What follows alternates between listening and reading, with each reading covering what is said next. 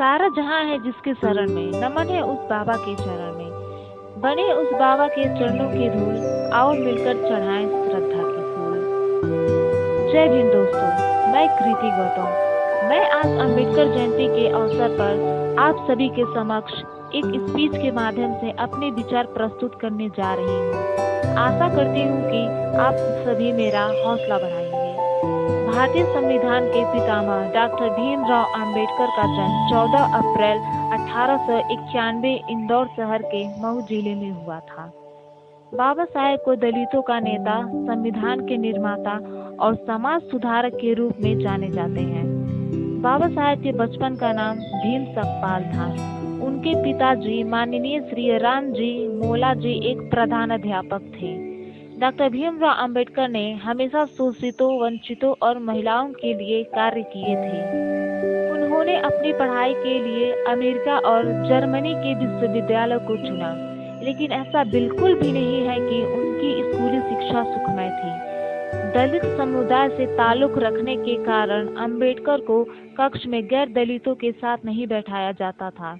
इन सब ऊंच नीच भेदभाव के बाद भी बाबा साहेब ने हार नहीं मानी और अपनी पढ़ाई को निरंतर रखा और वे जल्द ही दलितों के प्रमुख नेता बनकर उभरे। 1947 में अंबेडकर भारत सरकार में कानून मंत्री बने और भारत के संविधान निर्माण में एक अहम भूमिका निभाई। उन्होंने 1951 में अपने पद से इस्तीफा दे दिया। उन्होंने दलितों के साथ हो रहे शोषण के कारण 1956 में अपने 20,000 अनुयायियों के साथ बौद्ध धर्म स्वीकार कर लिया था। 1956 में डॉक्टर भीमराव अंबेडकर का निधन हो गया। डॉक्टर भीमराव अंबेडकर के सामाजिक कार्य और कार्य के उत्थान के प्रति उन्हें बहुत सम्मान के साथ याद किया जाता है। वास्तव में 14 अप्रैल अंबेडकर जयंती को हमारे देश में ही नहीं बल्कि दुनिया के अन्य हिस्सों में भी एक वार्षिक त्योहार के रूप में मनाया जाता है।